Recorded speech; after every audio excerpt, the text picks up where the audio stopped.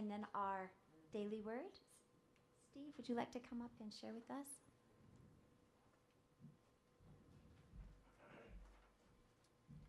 Good morning. Good morning. Next Sunday will be my last Sunday here, so those that are I won't see that aren't coming, I wanted to say thank you for everything. I've just been here just 1 month. For those that are visiting, I know there's a lot of visitors, and I was actually sitting between 2 visitors today. But I want to say that when I came here, I just had felt that I belonged, that there was such a love of the people, and I was accepted.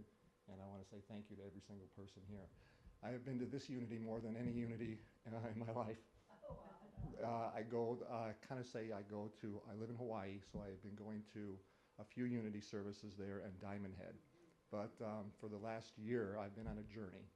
And during this journey, I was wondering, is there any churches that kind of accept or that I would be able to fit at home? Because for many years, for many decades, I should say, I've been studying the Bible, but wasn't part of the traditional church, so to speak. And this last year took me another step further into more of a spiritual enlightenment or spiritual awareness. And I was thinking that there isn't a church in the United States that would really kind of be in tune with what I now believe, but I found it in Unity.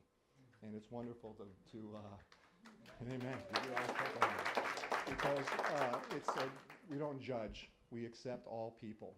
And that is kind of a big difference. You know, you're not coming here to see, do you believe like I believe? Because I tried to go to other churches because my pastor died for 25 years. He was my pastor. He passed away. Then I was trying to find another home. And everywhere I went, it didn't work. I would go to Calvary Chapels and other places and things. And it's usually they would, try to see, do you believe like we believe? And if you don't, you're an outsider. And here, you believe, everyone's on our own journey. We're on our own path, and to say that your path's wrong and mine's right, or yours is a little bit off and mine's more correct, is really strange. But that's how most of Christianity is.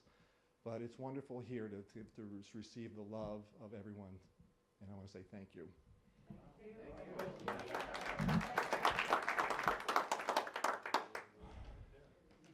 So I also want to say, on my journey, the last book I bought, I took the whole year off of 2015, and I was in Colorado, visited friends, but I was up in the mountains by myself most of the time.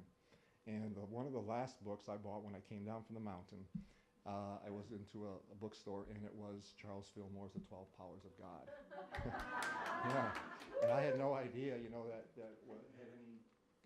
He was a founder of Unity, but that book, I ate it up. I mean, there's certain books that you just really grasp and stuff, but it was a timing in my life, and that book is just a wonderful book. And I showed it to Sophia the first time I was here, and so that must have been a kind of a confirmation of where you were going. But I want to say too that you have a wonderful Reverend Sophia, and she's like part of us, or makes you feel that she's not above. Most time the people up here talk down like they're at a certain level and stuff, and you're not, and you need to come up to where I'm at. But we're all on the journey together, and you make us feel part of the family, and it's just a wonderful person to have. You're very fortunate to have her. Yes, we are. Okay, I don't want to take too much time, but I do want to do one other thing. And I love that song, Here I Am, Lord, because I believe it's a Catholic song. And I was born and raised Catholic. And John Michael Talbot's one of my favorite musicians.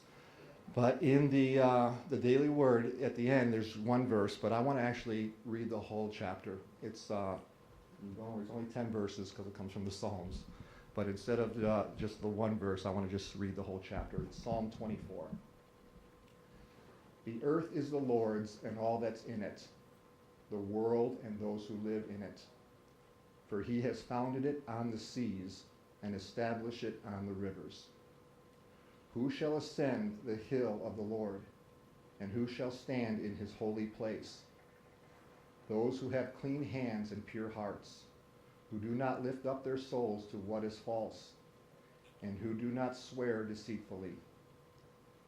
They will receive blessings from the Lord and vindication from the God of their salvation. Such is the company of those who seek him, who seek the face of the God of Jacob. Lift up your heads, O gates, and be lifted up, O ancient doors, that the King of glory may come in. Who is the King of glory? The Lord, strong and mighty, the Lord, mighty in battle. Lift up your heads, O gates, and be lifted up, O ancient doors, that the King of glory may come in. Who is this King of glory? The Lord of hosts. He is the King of glory. And today's reading comes from January 10th, The Divine Spark, which guarantees my success.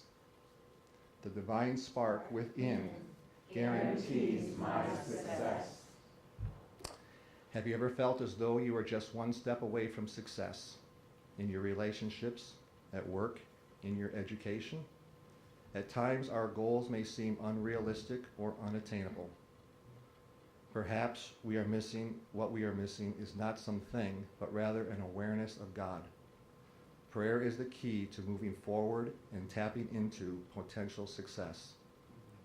Prayer reminds us of our connection with Spirit and that all things are possible. Focusing on God ignites a divine spark within that illuminates the way. Infinite possibilities are now revealed. God is right where we are, in the experiences we are living. Prayer ignites the divine spark toward realizing and releasing our infinite potential.